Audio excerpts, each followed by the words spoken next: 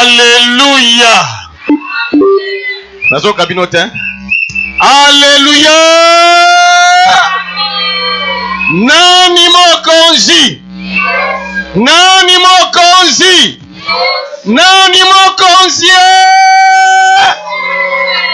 Esengote. Esengote.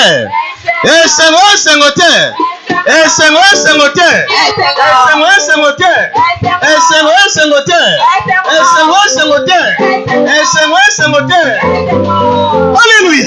Alléluia. Alléluia. Alléluia. Alléluia. Alléluia. Alléluia. Alléluia. Alléluia. Alléluia.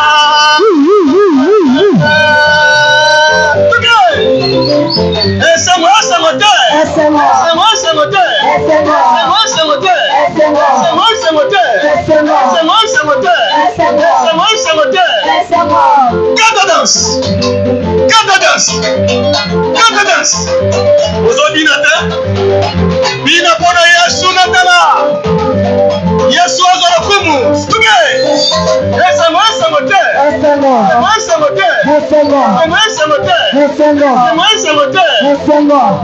Alléluia. Alléluia. Alléluia. Alléluia. Alléluia. Alléluia. Alléluia.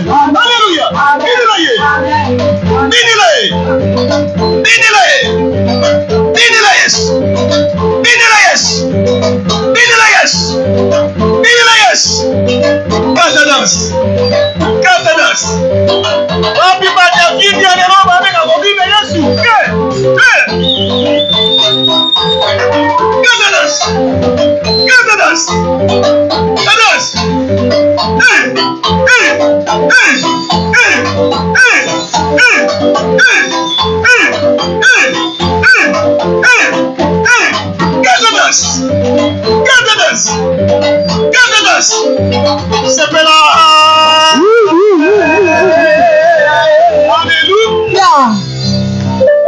Est-ce qu'on peut acclamer très fortement pour le roi?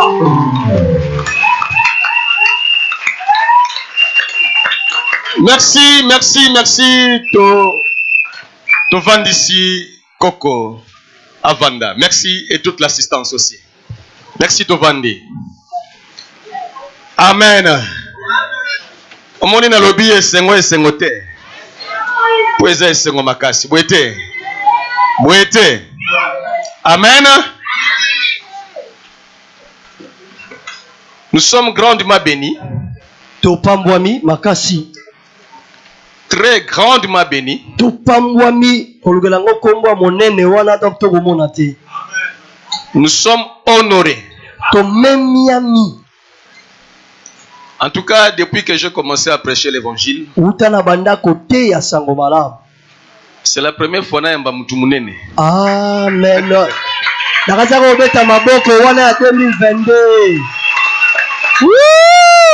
Alléluia.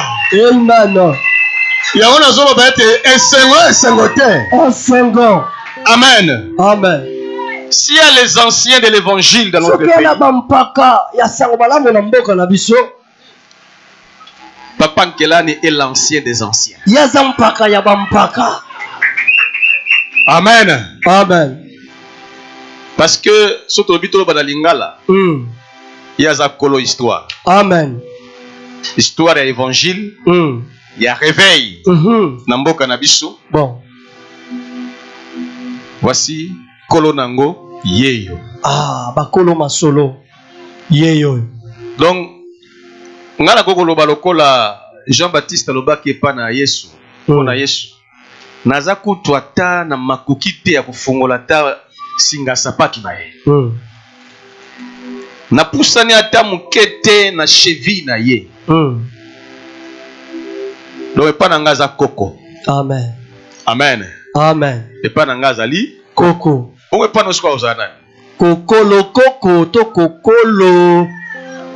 Amen. Amen. J'aimerais que tu croies que ce soir, c'est une soirée inoubliable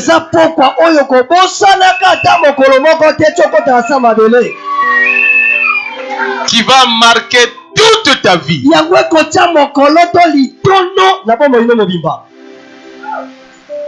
Beaucoup de notre génération n'ont pas eu cette grâce. Toi et moi, on a eu cette grâce. Tu es heureux. Tu es un homme, une femme bénie. Parce que celui que nous recevons aujourd'hui,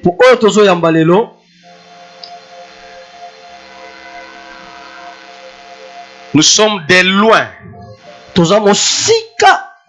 Très loin. Quand il a commencé à prêcher l'évangile, je n'étais pas encore né.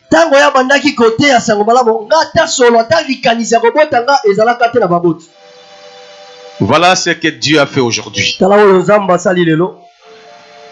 C'est un grand privilège. Amen. Amen. Sans plus tarder, nous n'allons pas prendre beaucoup de temps parce que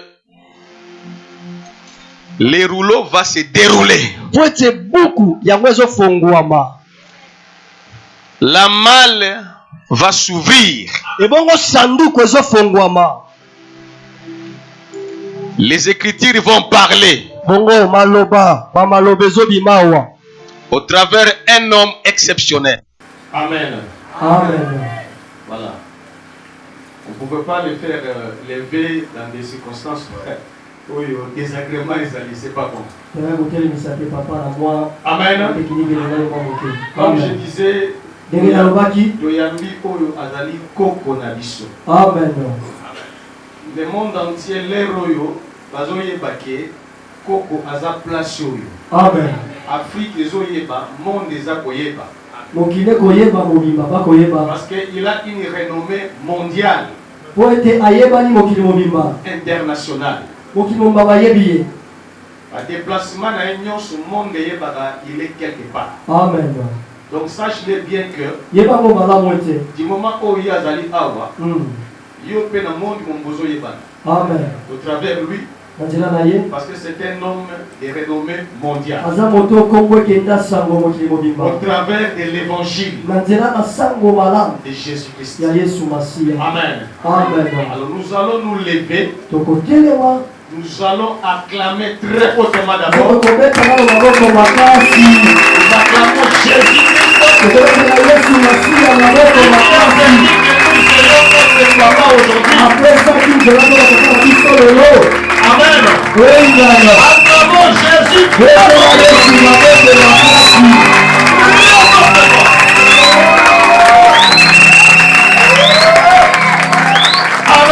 Amen.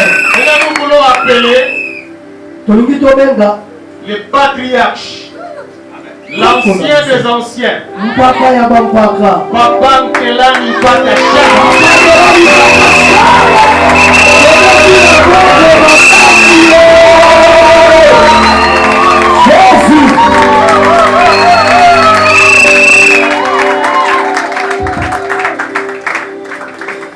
Amen. Amen.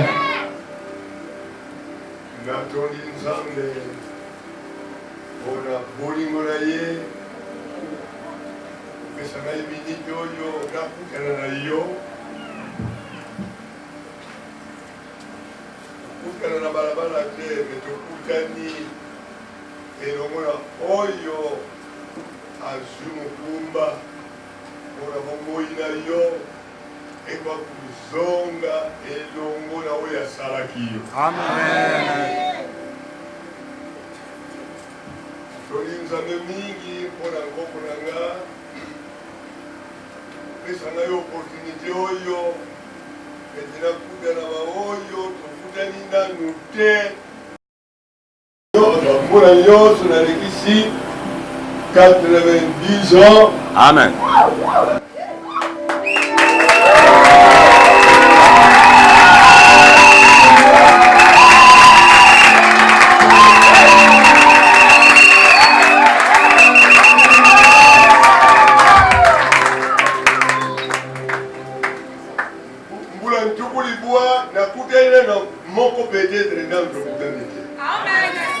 Ou bien peut-être au coup d'un encas dans la vie, peut-être ce qui est car c'est l'élo, le coup vraiment la place oyo kuki ete tokutana.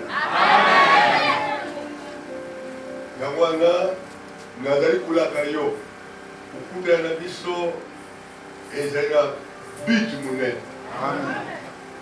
Nzambe abongisa yango po ete tokutana boye yalobi kaka boye soki bato mibale to misato bakutani mpe bayokani kosenga soki nini oyo mozalisi na nyonso akoki kokanga motema te akopesa.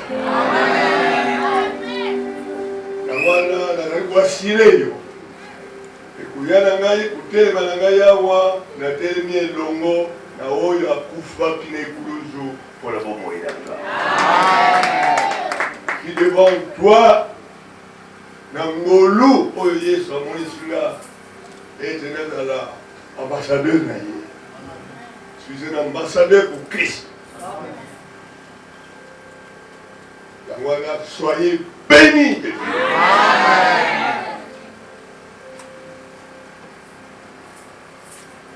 Namonaki nkoko ayaki na nga na biro alobi vendredi malamu okoma lere nini na 17h30 ou bien 18h moins, mais vraiment mboka na biso wana bambouteillage olimbisanga ete nakomi na retard, mais quand même nakomi nayebi ete tosangani tozali connecté elongo na nkolo na biso Kristo. Tia loboko na motema loba, oh Dieu, crée à moi un cœur pur. Renouvelle à moi un esprit bien disposé. Oh Dieu, crée à moi un cœur pur. Oh Dieu, crée à moi un cœur pur. Oh Dieu, crée à moi un cœur pur. Renouvelle en moi un esprit bien disposé. Oh Dieu, crée en moi un cœur pur. Oh Dieu, crée en moi un cœur pur. Oh Dieu, crée en moi un cœur pur. Renouvelle en moi un esprit bien disposé. Oh Dieu, crée en moi un cœur pur. Tata na Lola yoka mpema ezali kubima katina motema nanga pusa ezali nanga yete motema nanga na connexion nga na sali elongo na yo o créer ete motema nanga ezala un cœur pur pwete motema na mbindo mpema na bomoi na seko ekoki kuvanda te na yango nzambi na bondeli yo tika motima na moko oya connecté asali connexion elongo na ngai liboso na yo tika la puissance du sang de Jésus akwa kopetola motima na ye ete de semences incorruptibles ezwa esika kati na vi na ye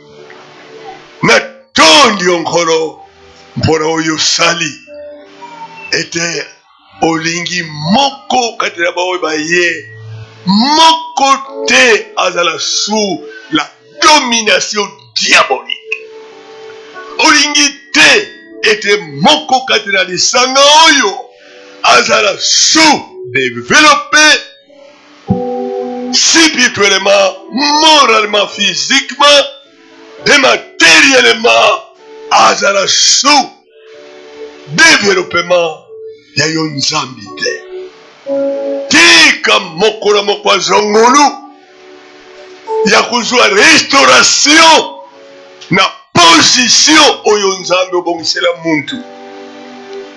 Kembo lokumu epai na bana oyo bazali awa ete moko te azala malédiction, azala sous la domination diabolique, mais azwa nzela ya kozwa vie éternelle. Natondi onkolo kati na nkombo la Kristo tolobi amen. Kamata place oyo.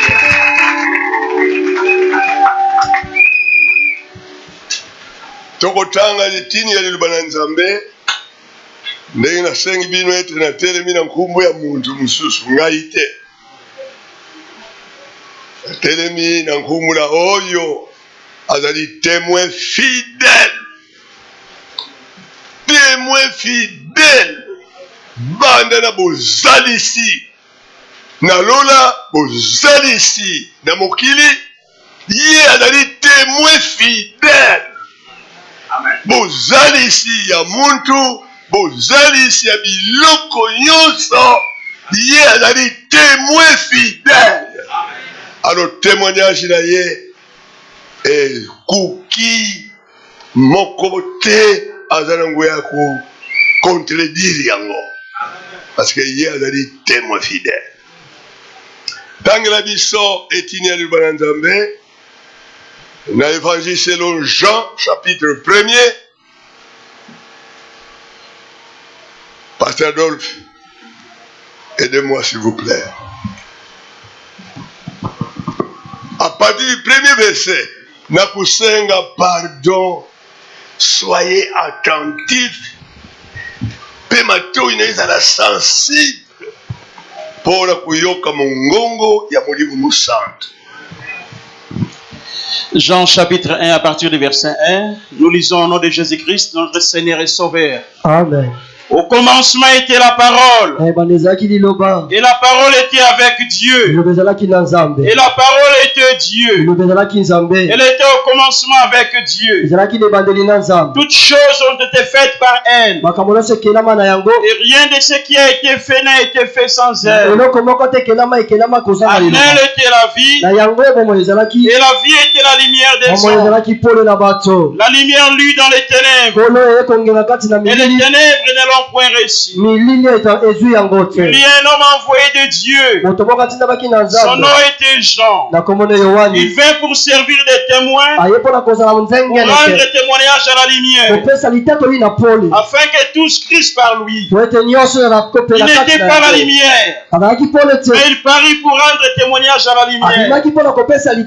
Cette lumière était la véritable lumière qui, en venant dans le monde, éclaire tout homme. Elle était dans le monde, et le monde a été fait par elle. Et le monde ne l'a point connue. Elle est venue chez les siens, et les siens ne l'ont point reçue.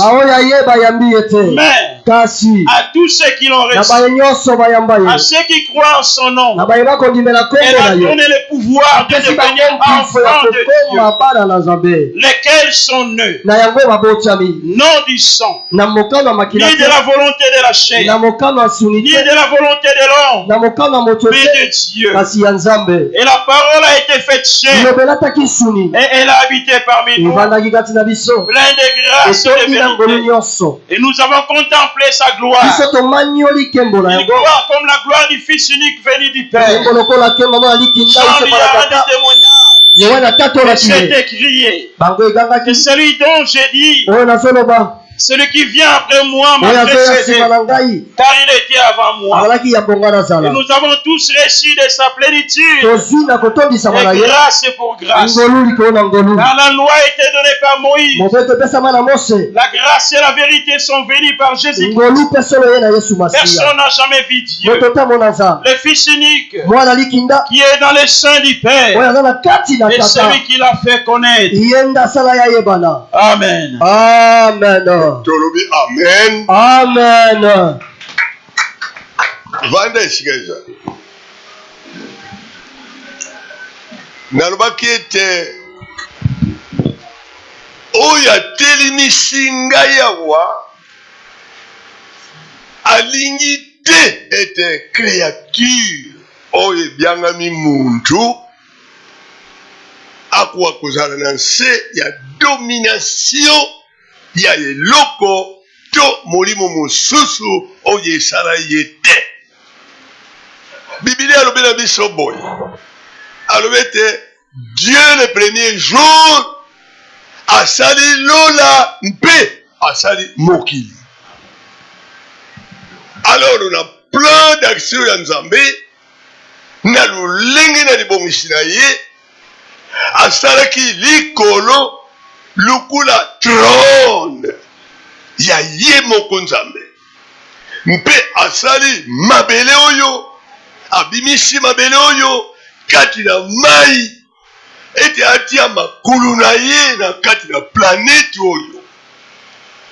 Donc Bible azali kotémoigner mpona kokende mbangu koyebisa ete biloko nyonso oyo ezali kati na mabele Nzambe asali yango panda 6 jours, 5 jours mpona biloko la 6e jour amoni ete biloko ya salaki ezali malamu ndenge abongisaki planète ezali bien, akabuli 5 continents, apasuli ba boulevard oyo ekoki kokabola biloko na Chine ya awa oyo awa ekende na Japon to na Chine, ba boulevard kitoko ya minene mpona komema biloko kokabola na monde mobimba, mpe akaboli ba l'océan, akaboli ba mer, akaboli ba fleuve mpona kokabola bitini ya mabele, mpona kotia bantu bakabola na biloko na bango, balia elongo, bato nyonso kati na monde bakabola na biloko oyo aza na Amerike alia eloko ya Congo, oyo aza na Amerike alia pardon, oyo aza na Congo alia biloko na Amerike. Asalaki nyonso mpe ati biloko yango badiama baor banyama bandeke tu, bandeke oyo ezali kwa na bapays mosusu awa ezali te, me alingi ete baoyo bazali kuna bamona partout, apesi possibilité. Ntango asalaki nyonso pendant 5 jours, et Bible alobi na biso 5 jours, plutôt 1 jour mpona Nzambe ezali 1000 ans. 5 jours, c'est-à-dire 5000 ans pour créer biloko nyonso sur la planète. Quel travail! 5000. Nzambe akokosala na ye pa esalami, mais mpona kobongisa malamu Nzambe asalaki 5 jours. Le 5e jour azwi décision. Albi nasali biloko kitoko oyo ekoki komonisa ngai nkembo na lola, mais il faut qu'il y ait quelqu'un oyo akoko sigetire biloko nyonso, kokangisa nkembo nyonso ya biloko ete ngai nazwaka yango. Azwi décision. Faisons l'homme à notre image, à notre ressemblance. Faisons l'homme. Donc, monde. Yo, oza kuluba. Yo muto vandi. Osalami na lolenge ya banyama te. Osalami na lolenge ya bandeke te. Osalami na lolenge ya mbisi ya mai te. Mais yo salami na plan na Nzambe, Nzambe asali yo na image na ye moko. Quel privilège! Osalami na lolenge ya ye moko, ressemblance ya Nzambe. Donc monde azali exceptionnel na biloko nyonso Nzambe asalaki. Alors Nzambe ntango asali muntu kusala nzambe muntu liloba na ye ya créatrice ntango ebibi. Faisons l'homme à notre image, à notre ressemblance. Peut-être qu'on place la planète Terre pour être acclamé ta puissance sur la Terre. Il faut montrer et ça dit mpema nzambe a créé kibiloko na ye na mpema na maloba na ye. Loba amen. Ntango alobi faisons l'homme, c'est-à-dire que muntu abimi kati na bunzambe. L'homme est sorti de Dieu. Azwamaki esika mpama mpamba te. Parce que ye azali nzambe muke kati na bunzambe. Abimisi ye sikoyo lokola décision ya nzambe elobi akozala na planète Terre, il faut azwa forme planétaire. Alors que forme planétaire elobi ete mpema wana souffle de vie oya muntu, il faut akamata mabele abalisa mpema elongo na mabele azwa forme planétaire. Yango wana Bible aza koloba biso akamataki mabele abumbi yango mpe asali ekeko lokola muntu mpe abimisi mpema wana yasalaki faisons l'homme à notre image afuli yango na zolo yango afua muntu atelemi. Awa muntu atelemi taliki muntu aza na kati oyo ezali nzoto ya muntu oyo ezali mabele. Lokola yo vandi wana soki mwa mpema oyo soko simbia eza kosala swe soki ebimi awo na zolo swa okwa kovanda te, okwa kutelema te, okwa koloba te, okwa kuyoka te, parce que muntu abimi na ye. Muntu abimi na ye oyo nyonso etika ta eza monene ta molai te koma eza na ntina te ezaka mabele mpamba. Meme oza mpembe, meme oza monene, meme oza ovimbi soki nini, eloko ya motu ya kati na yo souffle de vie oyo ezali na yo. Yango wana ekopesa yo habilité, capacité, possibilité ya kuningana, ya kosala misala, ya koloba, ya kotambola, ya kosala tout. Soki mpema wana ebimi tina rien à dire. Oza na eloko mosusu ya kosala te. Mpema wana muntu ya bimi kati na nzambe. Alors que nzambe na muntu wana il faut ba yokana parce que azali ressemblable na ye. Même mawa tango nzambe a placé muntu na nzambe apesi biloko yonso ebongi na ye kolia komela kolata kosala tout mpe alobi na ye cultive mabele atie amona mpasi te aza na tout puissant mpona kosala nyonso me mawa epai na muntu pamba te ayambaki mompaya mumpaya autaki na likolo azwanaki na nzambe kuna na likolo babiangaka ye nkumbu Lucifer. Nani?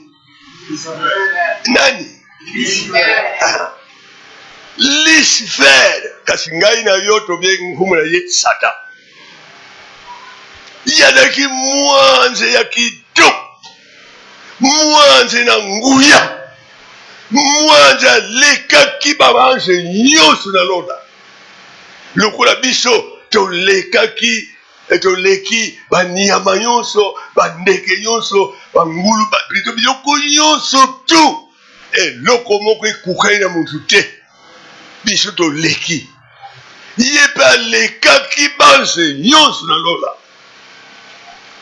ye nde moto aza kopesa lotumu ya kubongisa makambo nini na lola kasi nde azwaki esprit moko ebiangami na langage na biso la précipitation esprit mabe. Nini?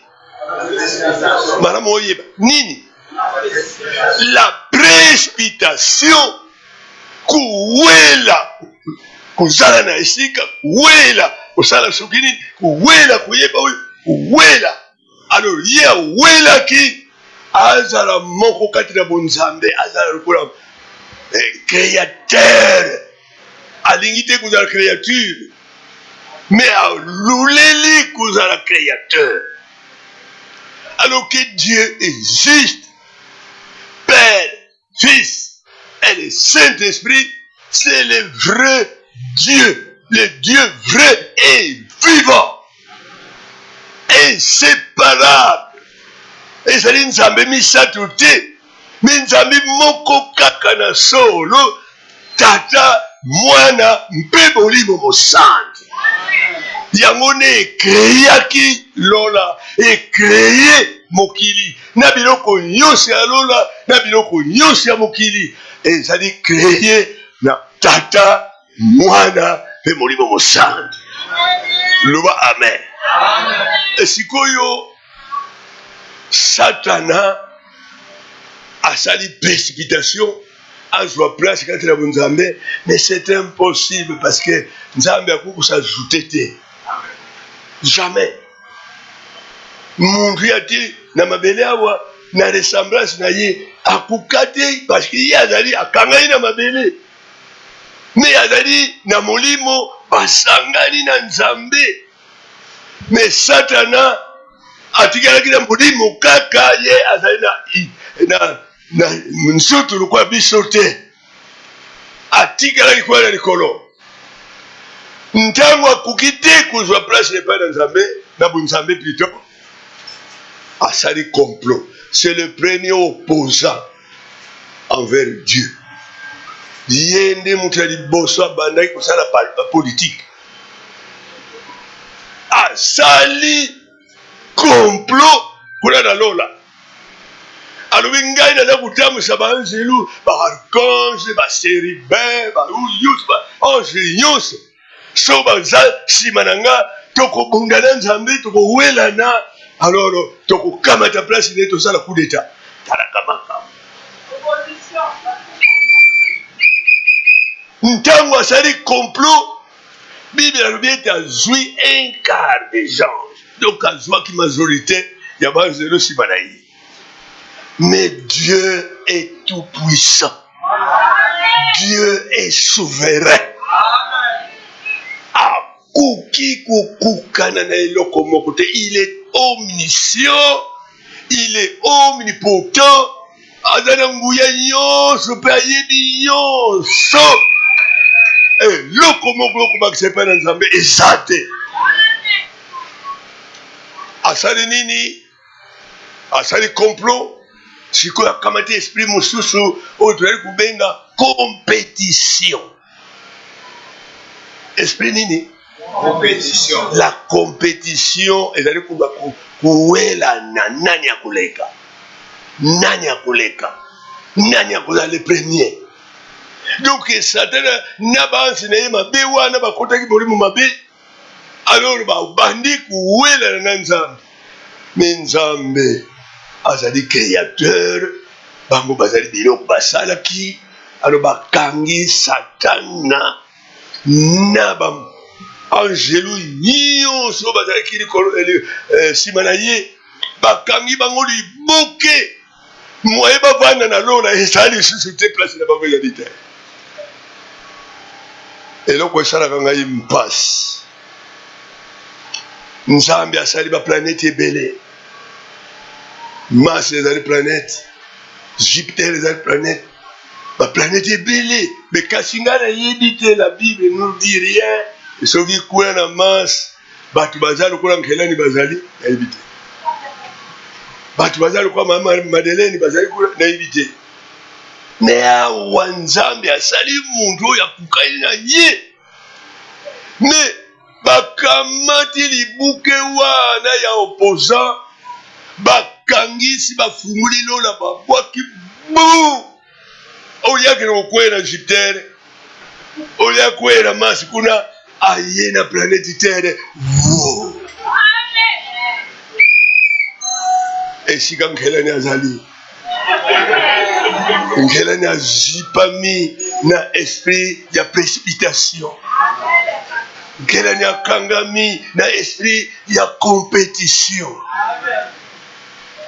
sikoyo ye azali esprit me biso tozali na nzutu na molimo me ye akoki kolata nzutu te parce que mpona kolata nzutu nzambe abongisa plan il faut babota yo na mwasi.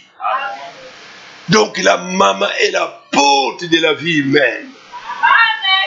Soki maman aboti yo te okonyata mabele oyo te lokola nga na telemi awo c'est-à-dire que maman Suzy abotanga soki maman Suzy abotanga ite mais beaucoup komona ngai te.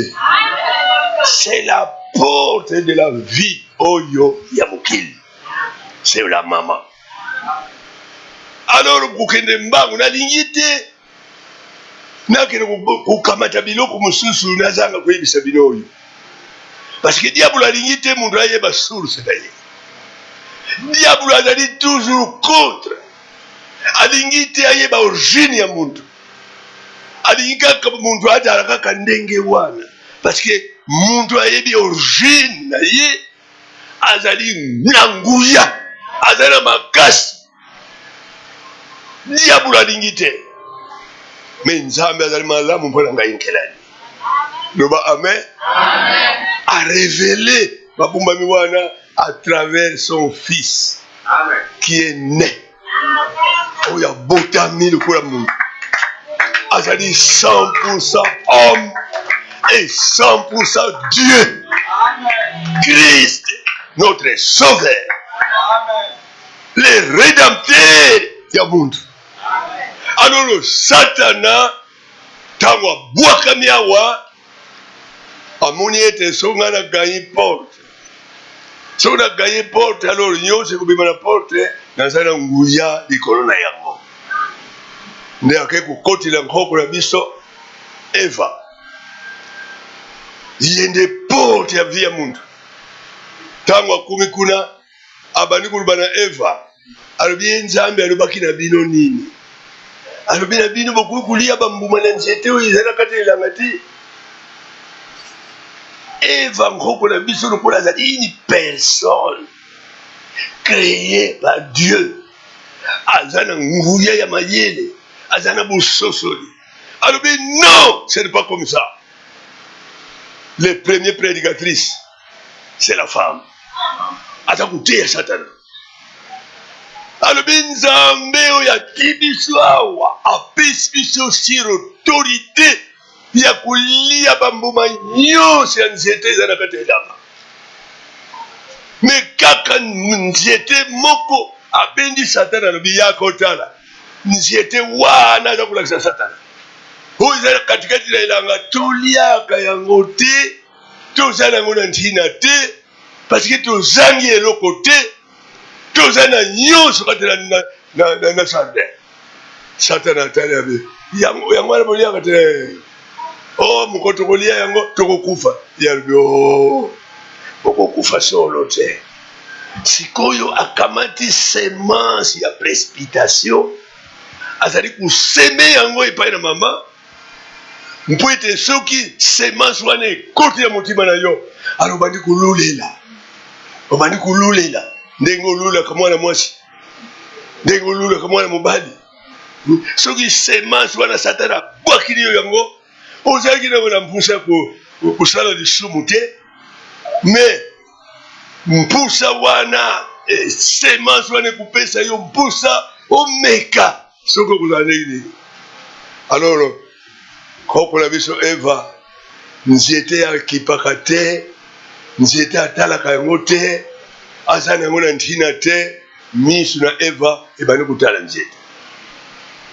Soki otangi Bible na Genèse okoyoka ete mbuma wana ezalaki kitoko na misu ezalaki kitoko na misu. Alors nkoko na biso abandi kotala mbuma yango kitoko nakipaka yango te oki ezali ndenge oyo ndenge yo kozalaka mwasi alekaka na ye mais soki mbuma ya kululela ekoti yo obandi kutala aza kitoko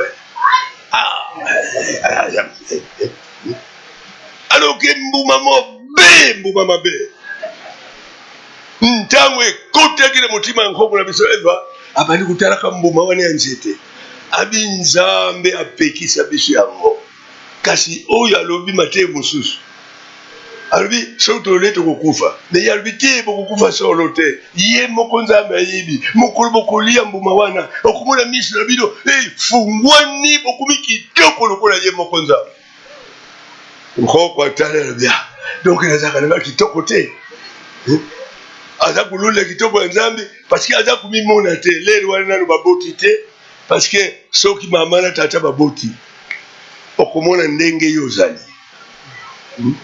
soki mama na tata babuti mwana okomona elongi lokola tata okomona elongi lokola mama me lelo wana babuti nano te alo aza kumimona kitoko ye azali te or ke mutu nyonso batali kitalatala soki otali mwana yo boti tala esengo ndenge ezalaka okotala miso lokola yo okotala misapi lokola yo ezalaka esengo wana nde ekangisaka bomoko ya mwasi na mobali me soki akamati mama aboti mwana akamati elongi ya mobali mosusu libala ekufi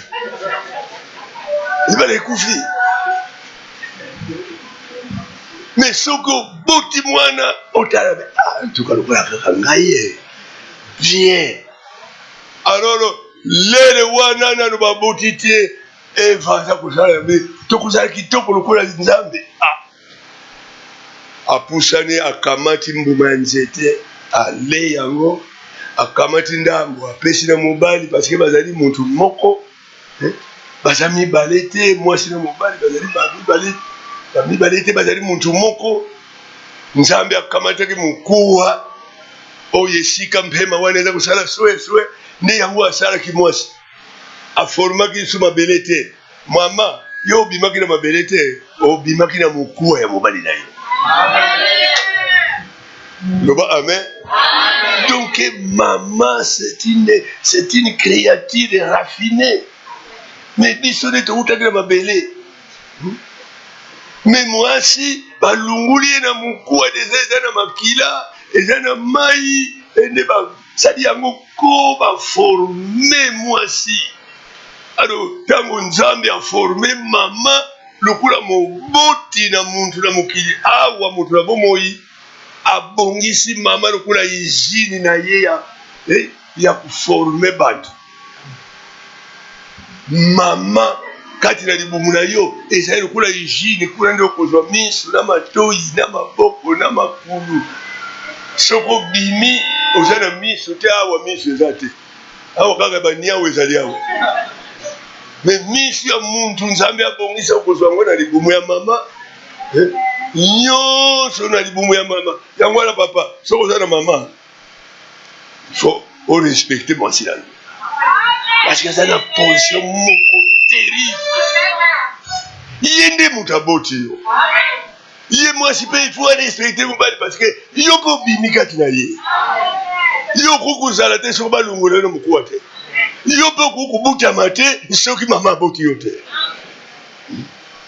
donc nzambe abongisa mistere moko ya koseka te libumbami moko ya kokama mwasi azali kobuta muntu mobali azali kopesa muntu epai na mwasi mpe mama abuta muntu wana soki bomoko ezali te muntu akobutama te donc mobali na mwasi soki otangi Genèse chapitre 5 okoyoka ete nzambe apesi bango nkumbu etre humain ezali koloba mama azali etre humain te mobali mpe azali etre humain te mais mwasi mpe mobali égal être humain bumuntu nde yango wana parce que bumuntu eza na rôle ya kose multiplier mwasi akoka kobuta te mobali mpe akoka kobuta te il faut bangomi bale bazala moko bongo mwana bimi loba amen yango wana le mariage les mariages, libala, ezali likambo moko ya monene. Soki esalami na lolenge nzambe abongisi te, nyonso ekobima ezali ya salite, ya mbindu, ya mabe, ya mabe, ya mabe. C'est pourquoi la Bible déclare que les mariages soient honorés de tous. Lisanga ya mwasi na mobali esalama na mbindu te, na mobulu te, mais esalama selon l'ordre de Dieu. Na ntango wana bana bakubutama bakozala na image ya baboti mpe ressemblance ya Nzambe. Mais soki bana bazali kubutama na bosoto, na moyibi, na libebi, bana wana bazali maudit parce que ressemblance ya Nzambe ekozala na bango te. Même ya baboti mpe ekozala mélange. Tangu la biso okomona mwasi azakena kosangisaka nzutu ne na bamibali ebele aza mpe na zemi ya kubuta, mwana ngo azali mélange, aza na ntina moko te, bomuntu mpenza ezali te. Yango wana ngai na yo tozwi ngolu. Oh, loba amen. Parce que Bible alobi oyo ebukami na mosuni etikali kaka mosuni, mais oyo ebutami na molimo ekumi molimo. Alors que chrétien azali abutami na nzutu mpe ayi kobotama na molimo. Donc azali na bokeseni nde akuti na ntango wana na kati na bokonzi na Nzambe. Mais soki obutami kaka na mosuni lokwa ndenge tobutamaki, bamosusu babuti bango na baepave ya camion, bamosusu na bakwe ya babalabala ya bandako, bandako ekufa, bandako ebeba, oke kubuta makuna. Obutami na lokuta, obutami na moyibi, obutami na nganda, ava abapese omwana babeti yo nanu. Bolingo eza wana te. Bana basi mingi baza kozwa zemi, bafini na nkingo, na bana mibali, bongo bapesi ezemi. Donc mwana wana aza salite, aza na bosoto. Alors que biso nde tobutamaki ndenge wana. Mais gloire à Dieu. Ete Nzambe akataki ntango Eva asalaki masumu, alobi yo Satana obebisi libuta ya mwasi, kaka na mwasi oyo yo bebisi akubuta mwana. Mwana ye akubuta, ye okosala tu yo Satana obebisa ye. Okokoka kubebisa ye soko mukete. Au contraire, ye nde akuniata mutu na yo. Loba amen. Tale sengo na biso que après la chute de l'homme, Nzambe abongisi nzela ete muntu akwa kubuta mambale ya mibale à travers le Christ. Banda ntangu wana mwana libose butami na Adam na Eva kumbula ekaye mobomi. Alors ntango yekaye abandi kubuta descendance na ye bayi kubebisa libala ekumisuye, libala ya mbanda ekoti, libala ya mbanda eza libala moko ya salite. Soko ozali na polygamie, donc obala na salite moko mabe penza.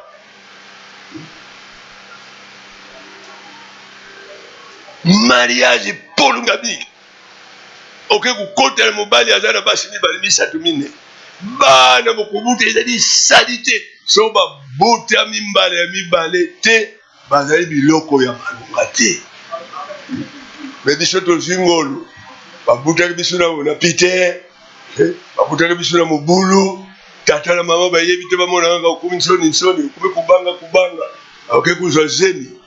Parce que wana il faut ozala kubanga, ozala na soni, ozala na lokuta na monoko, okumi mwana ya Satana, parce que osali misala ya diable. Loba amen.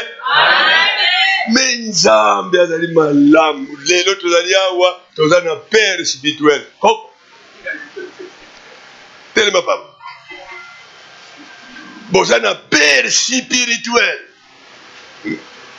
tata oyo azali veiller pour la milimo na bino tata oyo nzambe abiangi aponi mpona vie na bino éternelle oyo abongisa lokola bino boyambi Yesu bokomi ba chrétien parce que un chrétien il est né de nouveau molimo na ye nzambe akokamata tata oyo ye moko nzambe abiangami kwa pasteur mpona koeveille na ntina milimo na bino yango wana le pasteur azali père spirituel et si vous êtes vrai père vous allez kokende ntina lola mais si vous êtes faux père okomona lokola tata mais azali tata te aza koliaka na bana loba amen oza koliaka na bana non mais bana nyonso bazali koya na ndako ya nzambe ce sont des enfants spirituels alors pasteur azali koveille akokila bilei akobondela akosenga nzambe apesa ye bilei ya molimo mpona koleisa bana na ye yango wana omonaka bapasteur bazali vraiment consacré na mabondeli mpona koluka ndenge nini bana na ye bazala na vie stable oyo ekoki nzambe asepela apesa bado spirituel yango wana nzambe kati na Yesu tango nzambe ekukaki parce que ezali molai tango Adamu abandi kubuta abuti kaye abimisi descendance ya mabe babandi kubala na lolenge ya malamu te basi mibale misatu mine mitano et tout ça bandi baza kubuta mobulu na mobulu soko tangi na chapitre 6 ya Genèse nzambe ayoki mawa parce que bana nyonso baza kubuta na monde mobimba moko azana elilingi ya nzambe azati mitima mabe misala mabe nde yango wana azongisaki mai ndenge nanu mabele ebimaki nanu te azongisi mai likona na mabele mobimba abumaki génération wana nyonso na sina mai mokili etundaki na bantu me bato yango bazalaki na ntina te mwai bayeba nzambe eza te ano nzambe azongisi mai alobaki na Noe asala masuwa mpona lobiku na ye nde Noe nde azwaki ngolu ntango asali masuwa 120 ans azali kosala masuwa ye na mwasi na ye bakangani kutosa nzambe bakangani kulanda ndenge nzambe apesi bango nzela kino bayi kubikisa na bango mibale milimo muambi mobimba aloke ngai na yo tobimi kuna na Sem, Ham, Yafet kuna nde ebimisi midele bamwindu bamutani tu biso nyonso monde mobimba sikoyo oliye bana oyo Noe aboti bakola na molimo lere wana Yesu abotami nanu te molimo mosantu ekiti nanu te satana nde aza kosala misala na ye génération nyonso Noe alangwi masanga alakisi bolumbu epa na bana conscience nyonso epoli bazongi na bango ndenge ezalaki na ntango na Adamu na Eva nde ayi kobimisa na kati na mabuta wana abimisi Abraham aponi Abraham azala père ya nation ya sika ezali kwa busoli ya monde ndenge nini bato bakokutambola Abraham a formé batu et plutôt abandi kobuta ne olia buta na lulenge koki asali na précipitation ake kubota mwana selon volonté ya nzambe te Ismaël mais nzambe alobaki na kati na libumu na yo na kupesa libuta monene kwa kutanga bango te bakozala lokola zelu na ebale mais précipitation oyo eutaki na Adamu na Eva ekoti na Abraham ye wana ke kumatila mwana aza kulambila bango ti Aiko buta libuta oyo ezali botomboki na libuta ya Nzambe. Soko tangi vie ya bana ya Abraham na vie mwana oyo babotaki na oyo abotaki na Pite Ismaël ti lelo etumba wana Yesu ye moko bakusisa. Etumba makasi oyo babengaka ba Islam descendance ya Ismaël ba oyo nyonso babimaki na Isaka bazali bana Israël. Et biso tozalaki na biso bapakano toyebanaki te soki lelo tozali koyebana parce que ntango Yesu ayei kobotama ye abotami mpona monde entier kaka mpona baisraeli te. Biso tozali kola baisraelite ya molimo. Alléluia. Biso tokoti parce que toyambi Yesu mwana Nzambe alo tokumi na bilaka na Abraham oyo yazwaki. Yango wana nde tozali na grâce monene. Nalingi ete Nzambe apesa ba révélation mpo oyeba ete yo uti na esika ya mabe me nzela ya kuya na Yesu kati na nzoto. Nzambe afungulilo nzela obyangama mwana na Nzambe. Betela Yesu maboko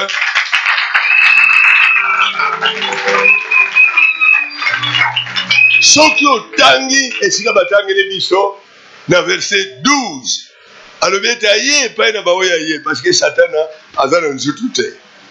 Mais Yesu alataki nini? Nzoto. Satana aza na mama wa te. Ye aza na mama te. Ye aza molimo mabe.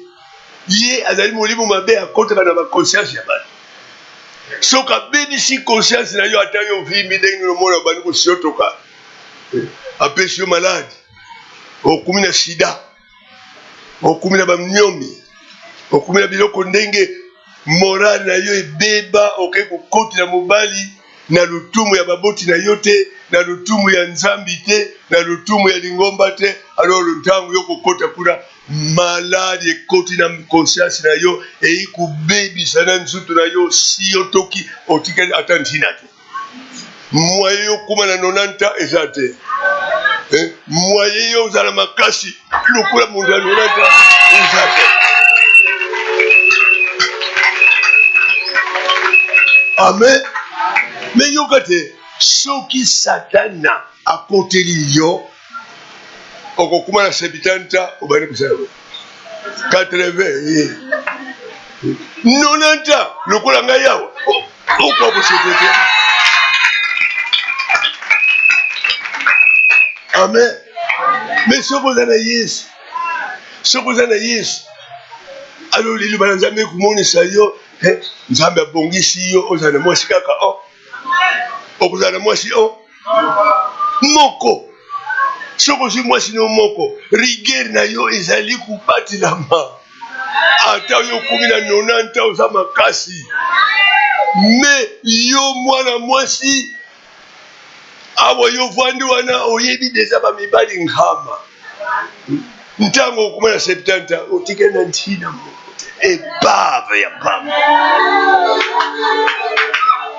Epave ya mpamba okomela masanga okomela badiamba alors obebisi bomoi na nzutu na yo okoki kozala na santé malamu te.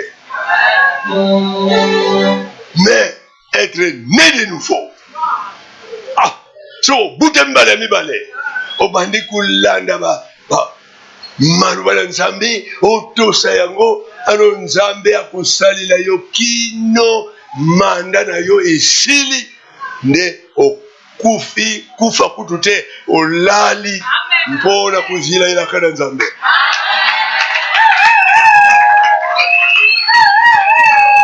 Amen. So moni baleki na nga baleki oyo balandanga ko okanisa bango nde bato babotinga. Pourquoi? Parce que na bomwana na bango basilisi bulenge na bango kusanganaka na basi kumelaka bamasanga kumelaka badiamba kumelaka biloko ndenge na ndenge ya makasi Alors rigueur ya bumuntu ezali kudimine yango wana nazali kuteya yo awa mpe nazali exemple oyo babutami na nga bakamaka me ndenge nini yo ozali kaka makasi ndenge nini yo ozalaka boye oliaka eloko nini omelaka nini me muntu aliaka bilei na lola parce que bilei na lola ezali liloba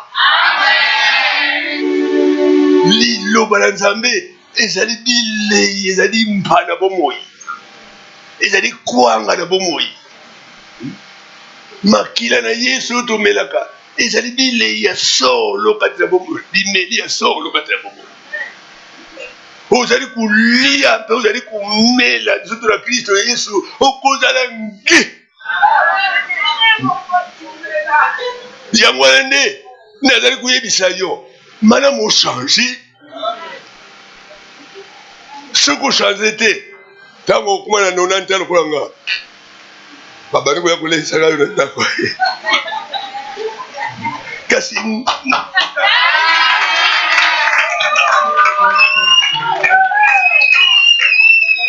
amen landa ordre ya nzambe maloba na nzambe ezali bilei ya solo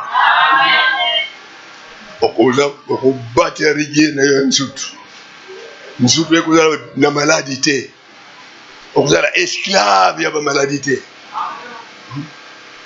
tous les temps sanza nyonso batobolaka yo ntunga no te ezali bongo te eloko ezali mabende molimo na yo etosaka liloba te parce que kuna satana nde asalaka abebisi conscience na yo abebisi mikano na yo abebisi babusa na yo obandi kosala oyo nzambe alingi te papa paster aza koteya awa bien mais ozali komonanga lokola mopepe okolanda yango te pourquoi parce que ozali attaché na yesu te Christ en vous c'est l'espérance de la gloire de Dieu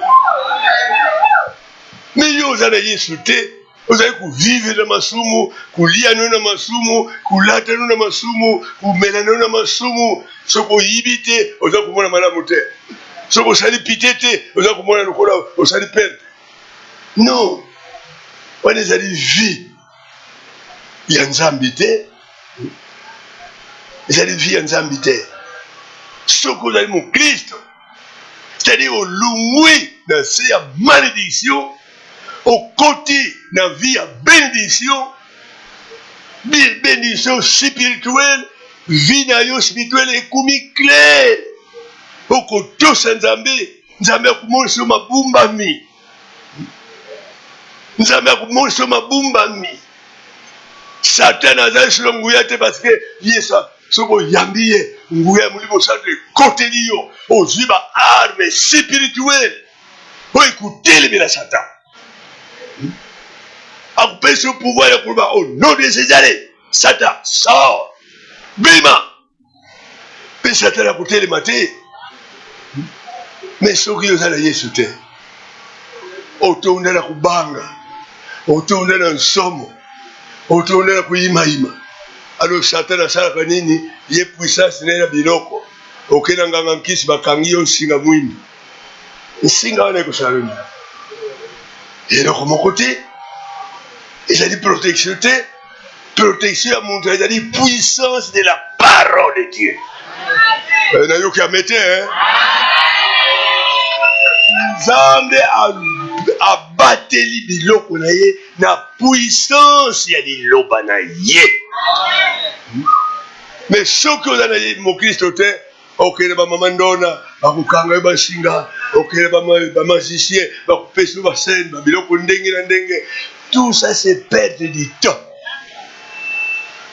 makasi ya muntu ezali kati na molimo soki molimo ezali kolia biloko na likolo ozali na nguya ozali na kapasite ozali na posibilité ya kosala soki nini mais oyo nyonso ezali mokili ezali pamba. Okoyekola kimunganga c'est bien parce que kimunganga nzambe apesi biso banzete wana ezali biloko ya kolia yango wana basalaka bakisi bamédikament yango nde bibisaka mais ekotraite kaka nzutu molimo na muntu oyo ekubatelaka nzutu ezali na traitement na yango kaka na molimo mosanga. Haleluya. Oh haleluya.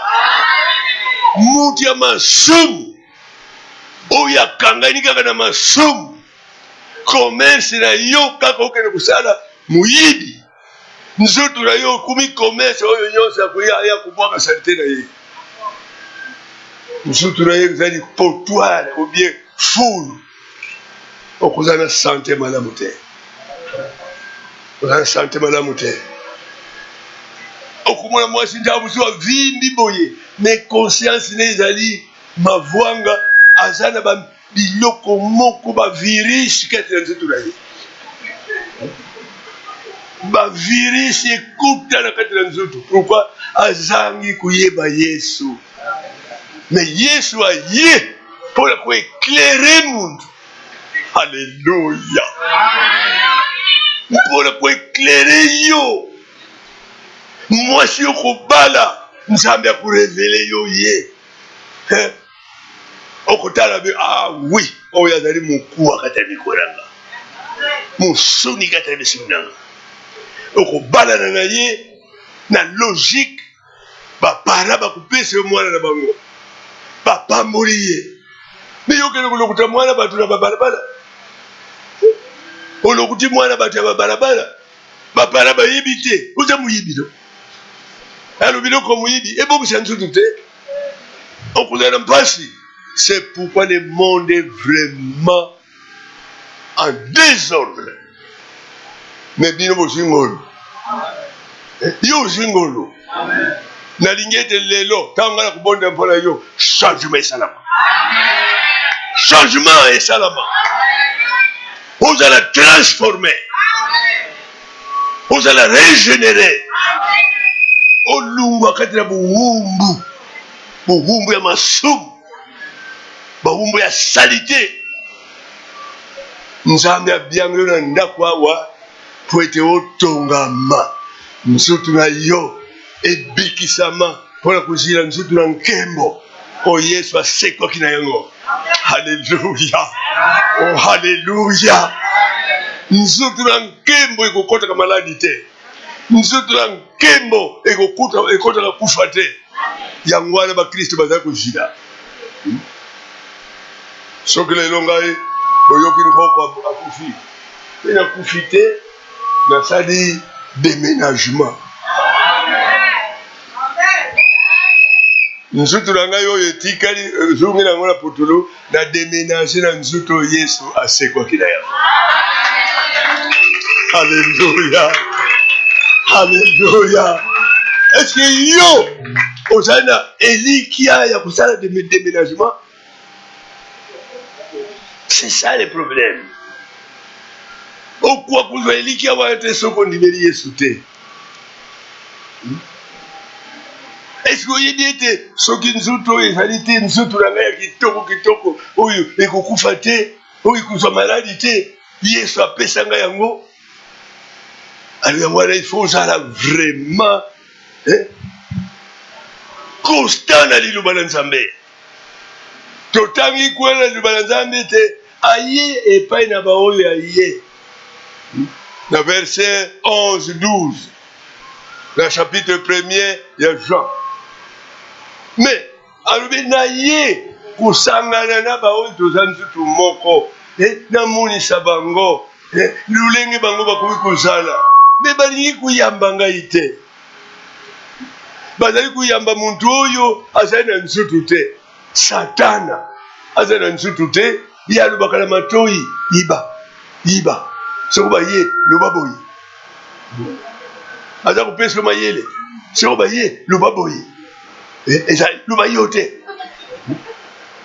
Alors apesa mayele na ye ya mabe yo kuna okomi na nsoni okomi kubanga oke kosala pite ntango ya kusala pite kuna na mutima kundugu so bayi kukutanga so batata bayoki so ba mama bayoki so nda kwa nzambe 10 donc ozana tranquillité te mais soko bali na yo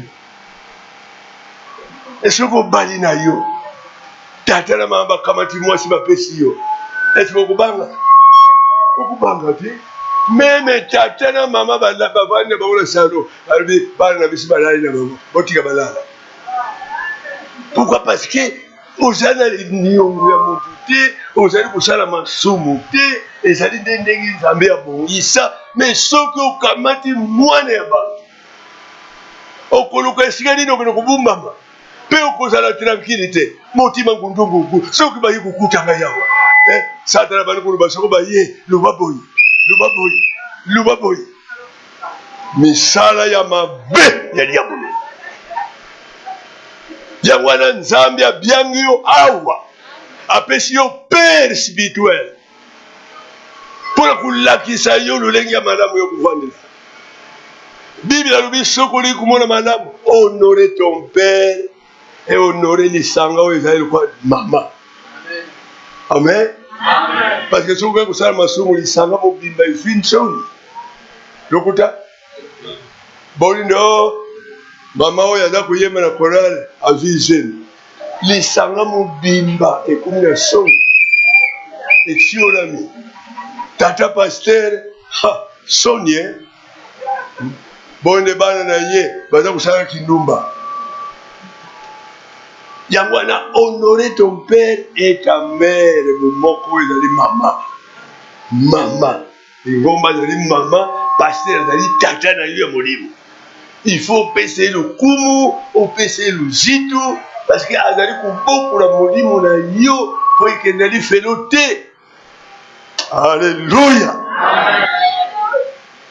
Même awali ngomba ya musuni babungola bango motima te bayebeka kobina na ndako ya nzambe mais soko babini bake kosala bamasumu na bango baza kosala bapite na bango baza komelaka basanga na bango baza komelaka badiamba baza komelaka tusa alulu bato wana baza ndenge mosusu mais non mais né de nouveau akutami kubuta nsika akupesa onere ya lingomba na ye esika nyonso azali abite nga naza mondi nakoki kozala sika boye te naza mondimi esoki bandeko nanga bamoninga alors nakozala ridiculisé. Donc azali kotambola avec logique mais mangomba nyonso te bangumba mosusu eza na yesu te bazali kosala ndenge bango balingi kasi tala ndenge baza koyemba tala ndenge baza kobina mais kobina na koyemba na tosa ezali bien mais malamu oyemba na bomoi oza koyemba na kobina na kufa na yo alors eza na ntina te mais oyo azali koyembela nzambe oyo azali kobinela nzambe na kati na boyenge ebele lingomba ezali kokumisama pasteur wana azali wana azali na lozito epai na banto baone c'est un bon pasteur azali kocelebre bamariage azali kokangisa bamariage bana ne baza babalani pasteur avimbi parce que azwi lokumu mais soki ayoka pasteur mwana na yo bake kotia ye zemi parce akomi na soni soki azali vrai pasteur akolia te parce que ekozala soni monene lingomba mobimba ekomi na soni yango wana tika lingomba etambola selon la volonté de Dieu. Oh alléluia. nakosepela mingi bino bovandi awo ekoleka 5 te boyokanga ekoleka 5 te soki bino bobungwani vraiment bobandi kobanga nzambe bobandi kotosa maloba ya nzambe nzambe akotransforme sikoyo bokosumba mabele monene bokotuma ndako monene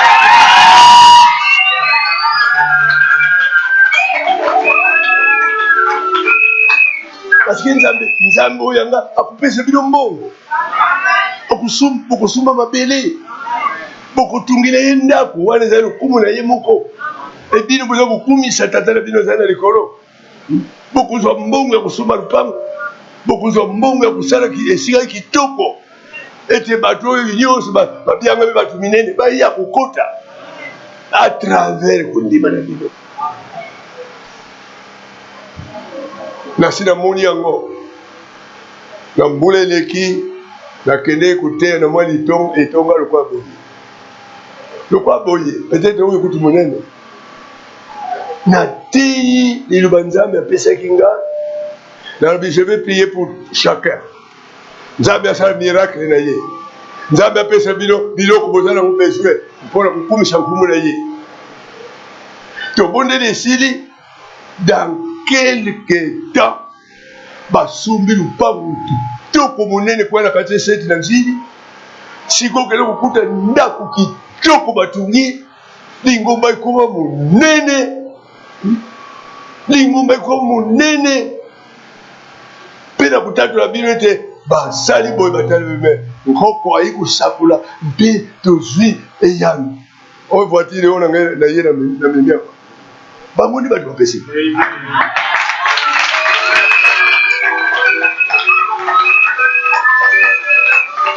bamoni bato bapesi nga nasombi yango te balobi tozangi eloko kopesa yo okumi na 90 ans ozala makasi yakende kuwela batakisi te ozala makasi ya kokende kufutaka babisi te alo tozangi eloko kopesa yo topesi yo makulu tala lelo na ye na makulu bapesi ngai bwekwe koteya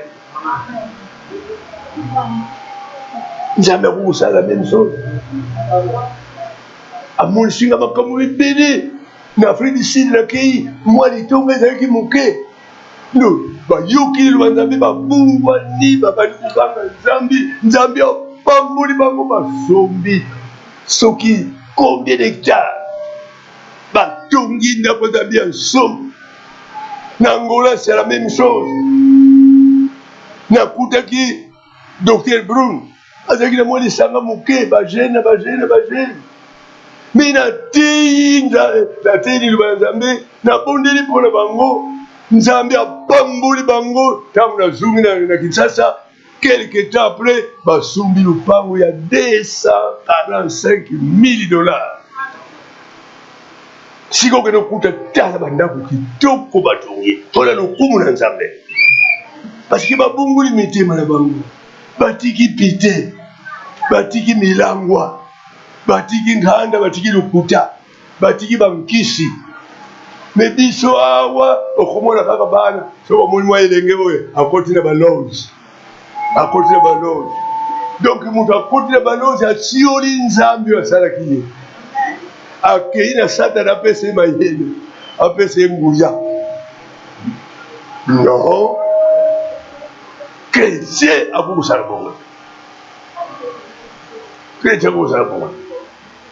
nazali koyoka mawa mpona bajeune ya baeglise soki amoni abali komata yake na baloge ntango okuma na loge alo okotisi bato ya nzela na lifelo satana mpe akopesa yo mbongo me mbongo ya kopesa yo ezali mbongo ekopesa yo bomoi na seko te ezali mbongo ya diabolo me nzambe aza na mbongo na ye alleluya nzambe aza na mbongo na ye soki moto akomona nga akasana aza moto ya mbongo me mbongo na nga azali Christ à moi soki oza na Yesu oza na mbongo ebele mundu aya kopesa yo voitire ya mpama mpe te me voitire ya sika c'est-à-dire que Yesu ye moto apesi yo Yesu kati na bango nde aza kosala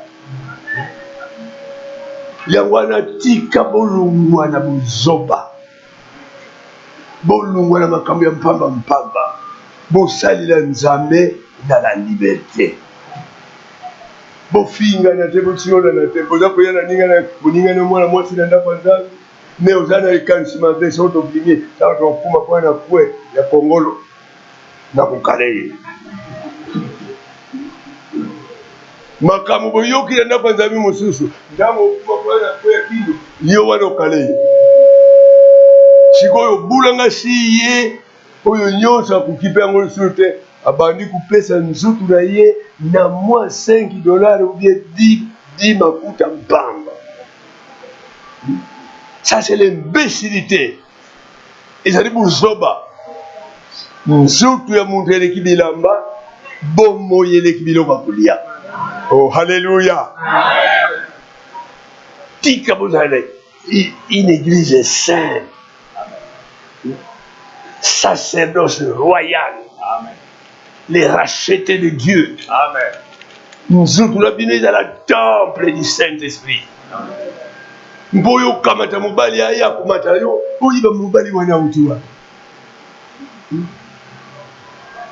Nous autres, nous venons dans le temple du Saint-Esprit. Yo kamata mubali, n'importe mubali aya kumata yo. Mais ça c'est l'imbécilité. Olungu honneur ya bunzambe katira yo. Otia suna valeur ya nzambite. Alléluia. Yangwana Bible ya lobela biso. Depuis le commencement. Liloba izala kila monoko na nzambe. Liloba yango azali nzambe ye moko. Liloba yango yekolata nzutu. Ye mpona nini mpona koéclairer mundu azala clair. Atambola na bozoba te. Alia mpamba te, abala mpamba te, alisuka sala ndenge akende kokota bakuru ya mpamba te, me akoyeba bakuru nini ya kulanda. Option nini ya kulanda. Oyo ekopesa ye la liberté na ye na nzambi bazala bomoko.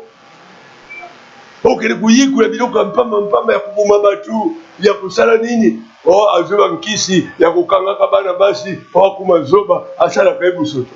Wana ne mayele. Ezali buzoba. Ozali criminel.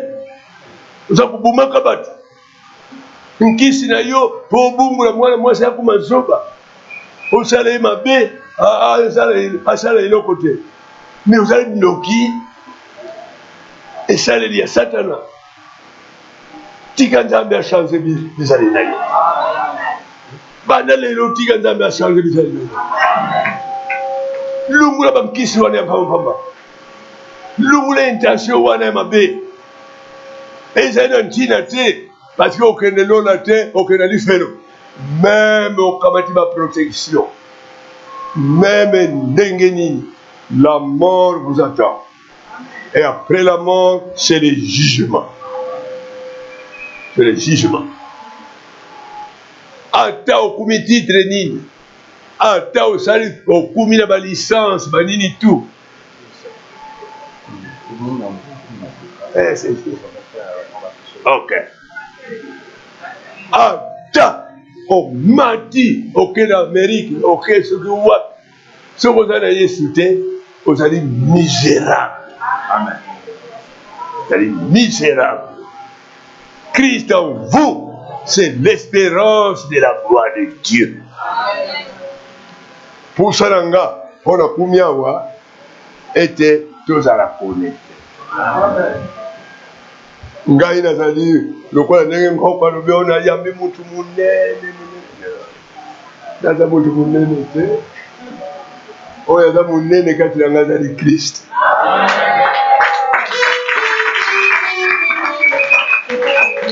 Christ kati na ngazali munene.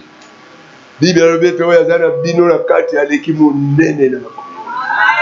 Et moi je crois que nazana mutu munene.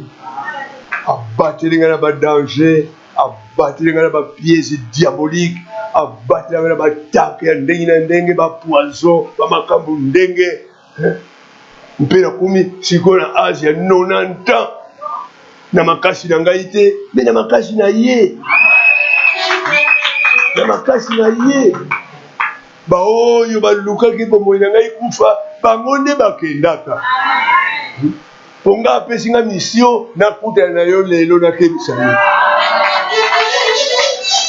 Soki Yesu abatela ngai te mbe omoni ngai te. Parce que ba mususu ba poisonna, ba mususu ba luka ba mkisi na kufa, ba mususu ba kende kufunda ngai lokuta. et ma pote ma casso ya lokuta vous voyez mais Yesu azali mobateli bana apesanga mission mokolo tel kokozala kwa na kindu na kotinda mwana ngai mwasi oluba na ekolele. Alors lelo mission na ngai pa na yo ezali direct changer ba vie na yo, changer comportement na yo. So on continue kosilisa mbula oyo te. So on connaît kubuma bato kusupaka bazemi kusalaka makambo ndenge nzambe alingi bakriminele te. Tika nzambe apesa mayele yango wana ngai naza na mpusa koko ayi koloba na ngai bati lokwa tovandi boye ntango mosusu bankokole bakokutuna yo mituna me nakosenga ata mituna mine botuna nga parce que je vais prier pour vous. Ça c'est vraiment charge eza na nga nalingi te toyoka mpamba me bakomunike yo eloko prière nalingi kuboni kusenga ezala transmission ya grâce epai na yo nzambe amona malamu kati na yo nzambe asepela mpo na yo mais tous les jours le Saint-Esprit est attristé na misala na yo. Le Saint-Esprit est attristé na yo moko otala fani misala kiboye ko na kusala ngo lisusu te mais obaruki boye yo wana bana kusala otikele kaka niveau moko moyen kubanza ezali Yesu bamekaki ye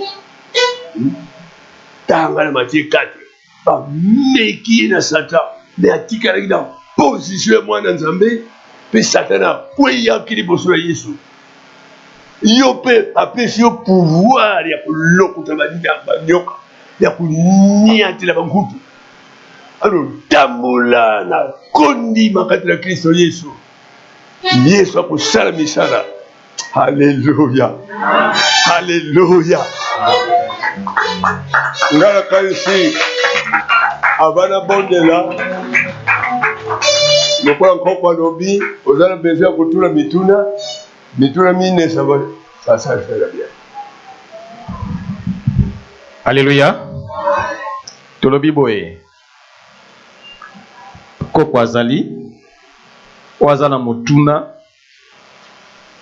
ozwa mayele epa na ye ozwa éclairage pe oyeba mabombami oyo ye asalaki oyo ye azwaki po esala ete aumela na mokili ti lelo tokutaki na ye asalaki nini okoki kope kotuna mituna likambo etali église aza moto oyo abandi banda époque coloniale à vivre na ba Belge à vivre na Simo Kimbangu ayebi nyonso ndenge lekaki tina ndenge tozoki indépendance okoki kotuna ye mituna wana toza na posa mituna mine selema bongo koko tokosenga omatisa mwa muke micro likolo po na libanda ok merci koko bon oyo azali motuna soyez libre Téléma. Ah, caméraman. Téléma, papa. Y'a pas bon.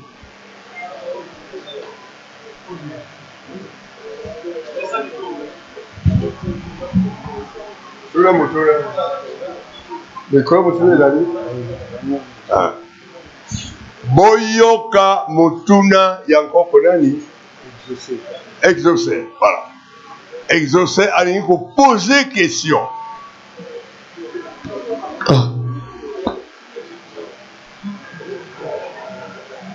Boyoka ye. Merci premièrement pour la parole. Question nanga Esaboui. Na eu opportunité parce que dans la génération la biso ezape ba jeune ebele ba kofi. Mais na eu opportunité ya kutala na yo ozako kona biso. Question nanga liboso eza pona mambo ya prophétie. Ya prophétie. Natan na bino, Natan na biso to komi na ngosiko. tozo ba sous différence cité ya prophétie ya solo oyo uti pa na Nzambe na oyo uti na nganga kisi parce que l'église ebele to komo kende sikoyo mingi tokendaka mingi mpona prophétie Nzambe alobi Nzambe tozo ba te prophétie ya solo okoye bango ndenge nini pe ya lokuta okoye bango lolenge nini. Merci Pasteur Adolphe, Tanga Hébreu chapitre 1er. Tanga quelque chose. Fungula Biblia na yo.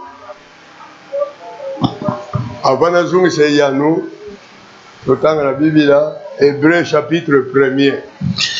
Après avoir autrefois, après avoir d'autres fois, à plusieurs reprises et de plusieurs manières, na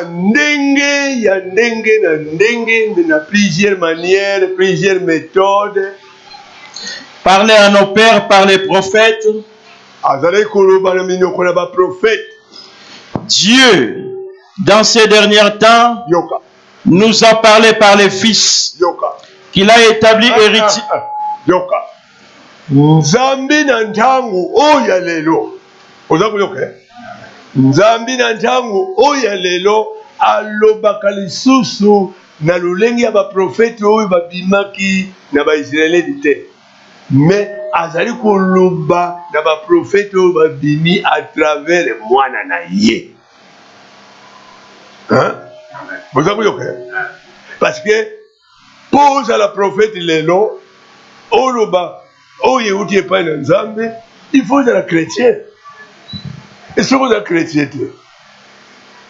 Aux années chrétienté, mourir mon Christ aux années yote. Alors que Bible a l'objet, oh, il y a dit solo, oh, il y a dit nzela, mais solo, c'est Christ.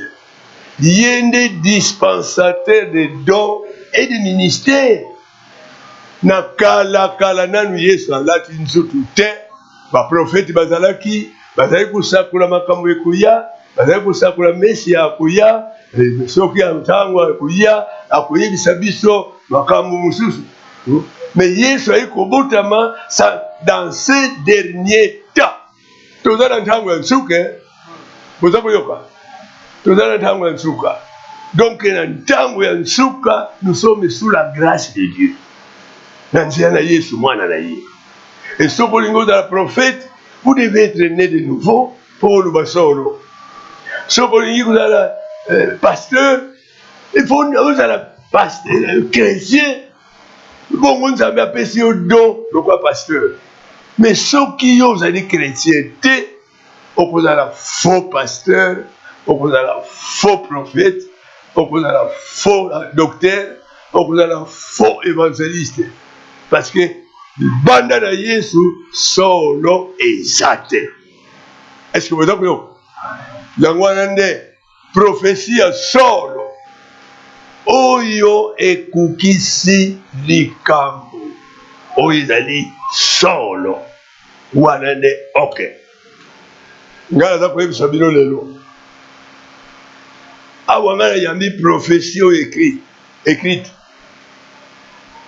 Nalobi ete na nguya na bilendiseli oyo eza na Biblia ngai na telemi alors namoni ete oyo ekomami ezali solo parce que e faire vivre nga yango wana Biblia ezali koloba biso boyoka bisako kasi nde bozwa mayele ya kodiscerne ya kososola mpona kososola ete oyo ezali solo oyo ezali lokuta mais okososola na molimo na Kristo oyo aza kosakula aza naye na basi mibale alungwa na ndako mobali azali divorce azala boyi vi ya Yesu eza na ye te aza mibali ebele basi ebele mpe aza moyibi azali na ye baptise te solo eza na ye te. Donc, il y a pour ça que la yoni. Et vous avez solo te. Donc, voilà, papa. Donc, il y a prophétie à solo. Il y a bimi à travers mon droit à l'aller né de nouveau. Mon droit à l'aller kubanga nzambe. Mon droit à kutosa lubana nzambe. Ne mutuwana kukuluba solo. et soki alali kati na liloba na Nzambe te akoloba lokuta ososoli. Amen. Mutuna mususu sali na tuna boy. Lelo tozali komona mokili ndenge ezali kotambola. Mokili bientôt awa ya 2 jours na Norvège bauti ko voter loi oyo balobi ete voire même église protestante, église ya batata bandimi ete ba célébrer libala ya mwasi na mwasi, mobali na mobali, moto na mbwa.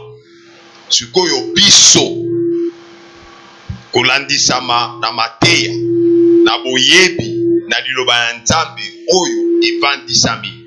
Soki yango ekomi awa biso tokozwa attitude nini? Merci papa. Dans les il y a 3 types d'églises. 3 catégories d'églises dans le monde. Église selon Dieu, qui est Christ. Oh, il y a dit corps mystique. Lingomba na Yesu. Bato bandimiye. Il y a le dit, dans Jean chapitre 15, a dit, je suis le vrai sceptre. Mon père est le fiero. Étape na étape. Oui, combien de chrétiens. Et ça dit, Katinanga, pe buti mbuma mususu mbuma kitoko te. Tata kukata. Je suis le vrai sceptre. Donc, il y a 3 catégories d'églises. Église de Dieu, où il a dit, Yesunde, Yende, Mokunzi. Biso, tous allez bako ouvrier avec Christ. Vous avez vu, un pasteur chrétien a dit co-ouvrier avec Christ. Pour préparer l'église à Jésus, na base à la pleine pour l'enlèvement de l'église. Donc, les ngomba wana bazali kutosali. Lubana Nzambe bazali kutosala. Bangola bango bazali kulingana, bazali kulanda makomi musantu ezali lingomba na Yesu. Mais catégorie ya mibale ezali l'église ya bantu. Batu babunguli motema te basali lisanga na bango peut-être kusungana na biloko ya kolia. Ezali aide temporaire. Ezali biloko ya sekote. Bakupesa mbo, bakupesa biloko. Mais balingi Yesu te, balingi Nzambe te. Donc ezali na mona bomo ite.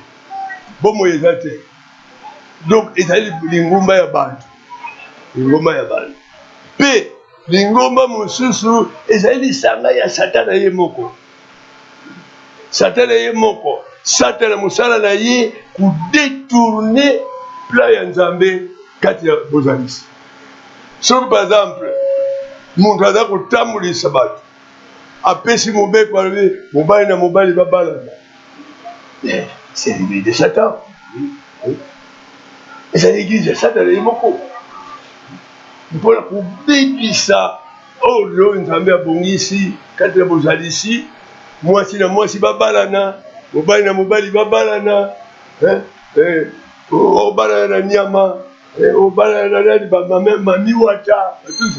C'est l'église de Satan.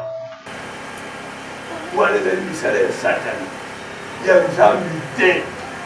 Alors, biso na mokina biso tozali kobondela mpo ete baoyo bakozwa mokumba ya balider politique, lider ya misala ya kotambolisa bana. Mabondeli ya lingomba ete moko te akuma na sitade wana. Député wana oyo akovotaka baloi ete mobali na mobali babalana, mwasi na mwasi babalana. Nzambe apekisa likambo wana emonana epa na biso te. Ça c'est rôle d'église. Pour la kubondela Nzambe ete biloko ya ndenge yango un pays chrétien comme le Congo biloko wana ekota te. Amen. Biso mosala na biso kubondela mpona batambulisi oyo bazwi mokumba ya kotambulisa makambo ya bantu. Ete Nzambe abatela bango bakotela misala ya Satana te. Boyebi tozalaki na état colonial. Na ntango tozalaki na état colonial, tozalaki imposé na makambo ebele oyo biso bakongole tolingi na biso te. Ne baimposé bino parce que boza na ser lutumu ya bato. Mais maintenant tozali na démocratie, tozali na la liberté, biso moto ya kuvote batambulisi. Muntu yo kende kuvote azala député na yo. Oyebi ete aza na endoki. Oyebi no mokulu. No, vote muntu oyo akokorendre service kitoko. Loba amen. Amen. Yango wana nde oyo bazali kopesa nzela ete bavote loi ya kobala na mobali na mobali, kobala na bambwa, kobala na banguma. No, wana ezali misala ya satani. Biso lingomba ya Congo tokobondela Nzambe ete biloko wana ekota awa te. Est-ce que boza koyoka? Biyo boza kobondela ete Nzambe na bana mobali oyo aza na milimo wana ya mbindu te. Na ndako na ye banguma baza kuna, na ndako na ye babiloko ya ndenge na ndenge. Soki yo mwana mwasi okoki kokota na ndako ya ndenge wana, ozali esclave, okumi muwumbu, ozali domine, mais soki obalani na moninga na yo oyo andimi Yesu, ozali citable maintenant. C'est pourquoi tobondelaka, c'est pourquoi tozali koya koyekola, c'est pourquoi tozali koyebana nani oyo kondima azala mobali na yo, nani oyo kondima azala mwasi na yo. Oh, loba amen. Amen. Yango wana misala ya Satan. 3 catégories. Bamususu bazali bato ya Satan, bamususu bazali bantu kaka bazangi mayele nyonso esila na Satan akei mwa moke na Nzambe azongi na ye kaka moyen ya kosupporte maloba na Nzambe ezali te. Mais bino bobutami mbala mibale bondimeli Kristo lokola nkolo ya bomoi na yo oyo yo kosala olingi olia obondeli, olingi otambola obondeli, olingi osala misala obondeli. Bakristi bazalaka ndenge wana, bazali sous l'ordre ya Saint-Esprit. Kulia alambi biloko na ye me ava kolia yango ayi akamati yango tomboli. Merci Seigneur pour kopesa ngai moye nalia. Pambola mutu oyo alambi, pambola boyi, pambola tika bile yoyo ezala malamu mpona sante na nga. Pambola yango ole nyonso ya mabe ezali sous la nguya te. Biso tosalaka eloko nyonso sous l'ordre de Dieu. To battre la vie. Yango wana nde bato bazali bakeseni. 3 types de mariage, 3 types des églises et tout. Donc bakeseni ezali. Mangumba mususu pasteur aza na ye inconverti. Abungula mutima te. Yende mutu aza kokamba bato. Alors, il faut avoir bainjonction na muntu wana azali mokonzi ya molimo na ye. Mokonzi ya molimo na ye azali diabolo. Alors, abanda kopesa. Kasi soki azali mutu ya Nzambe akozwa bainjonction ya molimo mosantu mpo ya kokamba bato. Loba amen. Ngai naza komona ete nkoko azali pasteur vraiment.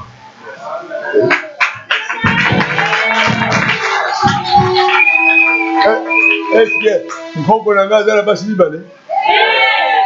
Naza kotula. Nkoko na ngai azala basi mibale? Alongola mwasi? Vous voyez, toyebaka nzete na bambuma.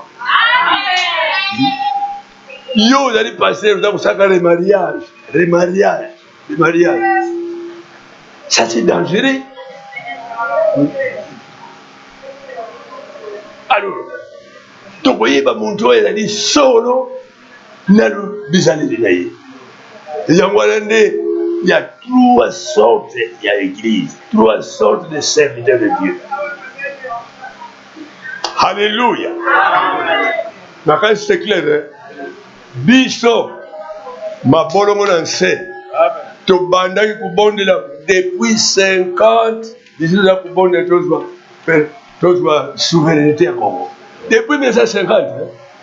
Ngai nakumia na Léopoldville depuis 1950. Tozali kosenga Nzambe apesa biso indépendant.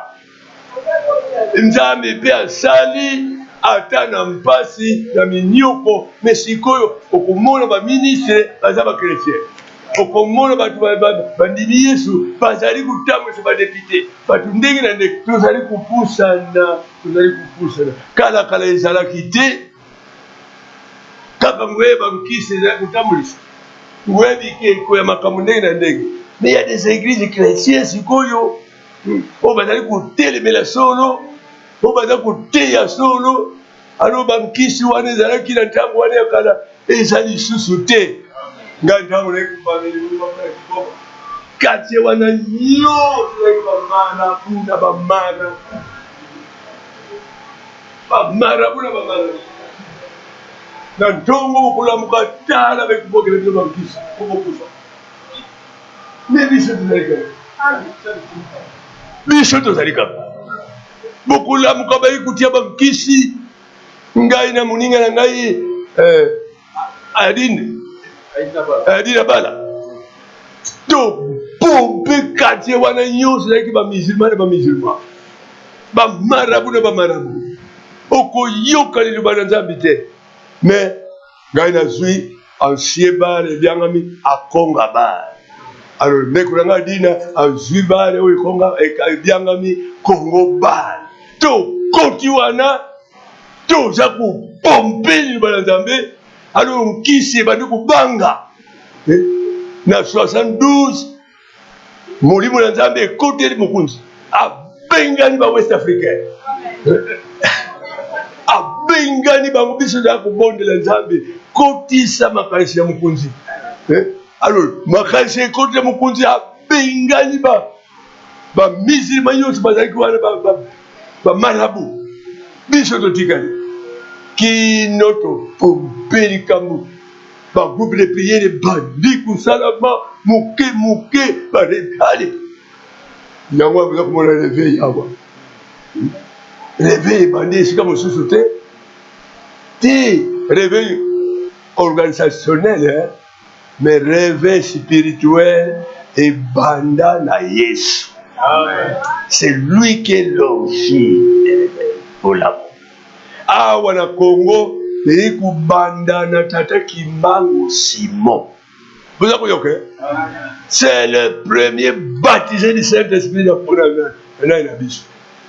Tango azwi baptême dans le Saint-Esprit, Nzambe apesi puissance ya kosala miracle, ba guérison, ba prophétie. Alors abali kotelemela babelisi.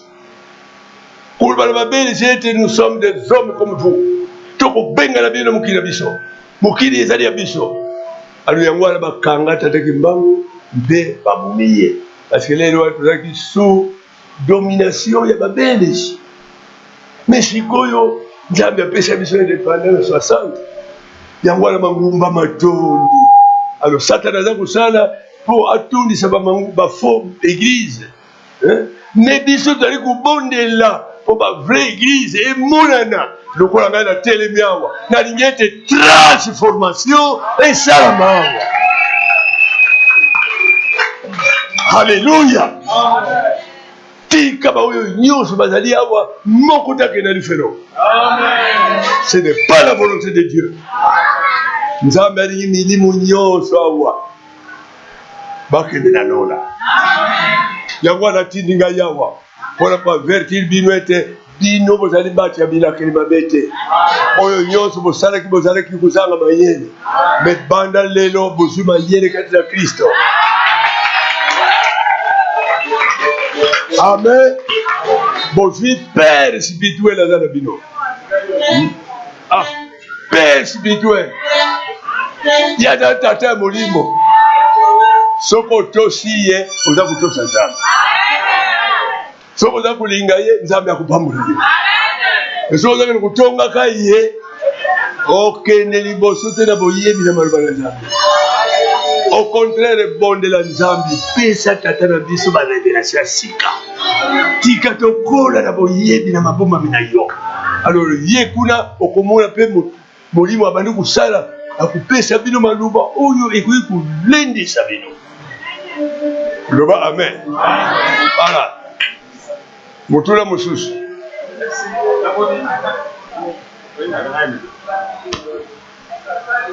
namoni tosuka wana toza na étape ya prière koko akobondela mpo na biso libondeli eza ya motuya makasi nayebi mpe ntango abondelaka nzambe apesaka lisusu makasi koleka mpe ezoka susu temps na yango mpo na mituna tokusuki nanu wana topesa nanu koko temps avanda moke apema tokota na programme mosusu bongo tokozongisa ye lisusu mpo na mabondeli boye te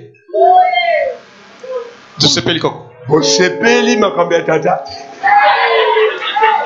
parce que tata aza koluka bana na ye bazala alege tata ya malamu kati na ndako alukilaka bana na ye bazala na sante malamu vraiment nzambe apambola yo moko oleka mibu oyo bana bazala leka mibu oyo bana bazala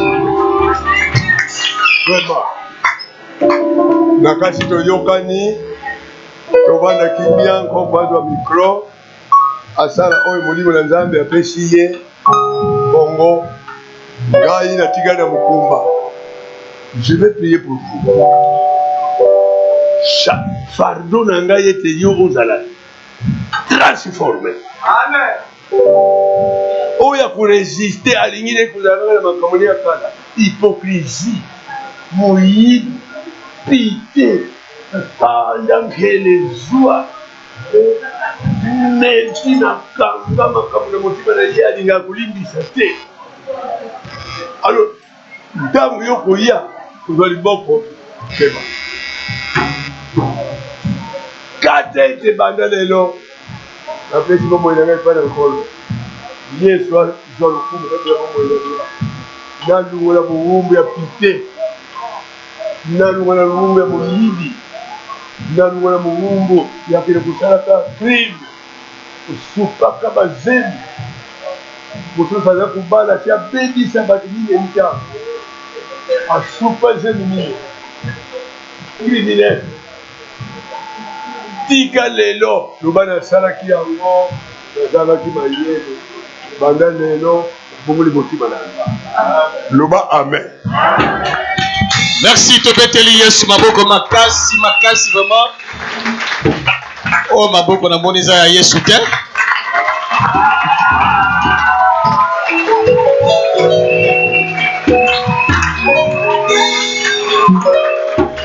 Esengo te. Esengo te. Amen. Tala. Oyebi natali na kati na Biblia Paul aza koteya. Ebandaki koloba Paul. Ebandaki ye koloba. Obiso mutu atondisami na molimo mosantu eloko liboso molimo mosantu apesaka eza liloba. Oh. Ti batu balali Paul azoteya kaka. Mwana moko atelemaki na ye na likolo kuna azonimba ti akweyaki.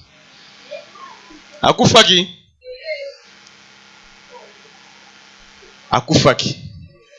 Meloni elekaki. Babondelaki mpo na ye asekwaki. Amen. Donc komitungisa na yo te ata yo lembi maloba ya koko eza na nguya. Ate eloko ekufi kati na yo kasi lokolo obomi R te. Kutu ozali koinvestir tangu na yo. Amen. Donc kokutana na koko tika ye aloba, tika ye abimisa nyonso. Po maloba ya koko soko tali bien, tango azoloba azokende ozo sentir ke muke azokotso mo eloko, muke azokotso mo eloko tina suka. Donc okoki kovanda na ye banda ler nyonso tongo ti pokwa ti tongo mokolo moko to mokolo mibale to misato ndenge aza wana makasi oyo nzambe apesi ye na mulio mosantu atondisami na yango atondisami na maloba ntango nyonso oyo nga nazalaka na ye nazangisaka kozwa makambo te nazangisaka kozwa biloko te nazangisaka kozwa maloba ya motuya te okoka na elengi okoka na elengi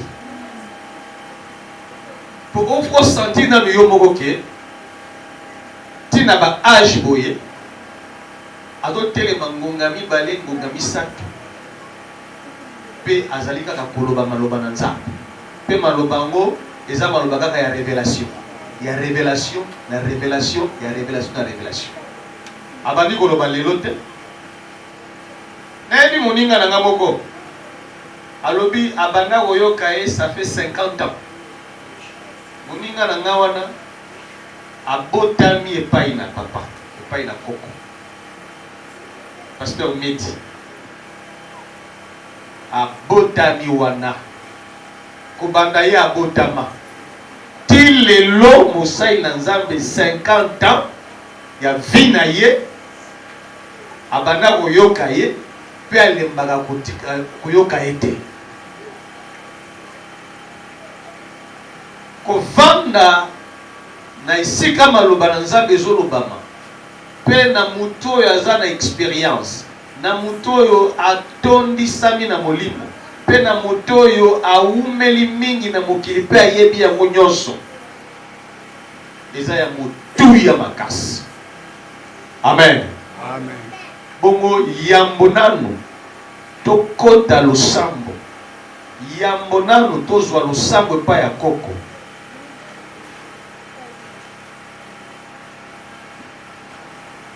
yambo nga naya awa nalobaki koko akoya nakozwa nini epai ya koko ntango navandi awa na milobi kotia makolo kotia oyo koko kotia makolo na esika oyo etransforme esika oyo amen esimba moko na biso amen pour c'est un mystère eza mystère bato oyo bayebi maloba na nzambe bayebi ke eza mystère bongo sikoyo ntango ya koloba mpo na yo ntango akotia yo loboko bongama akokommunike yo quelque chose akotransmettre yo quelque chose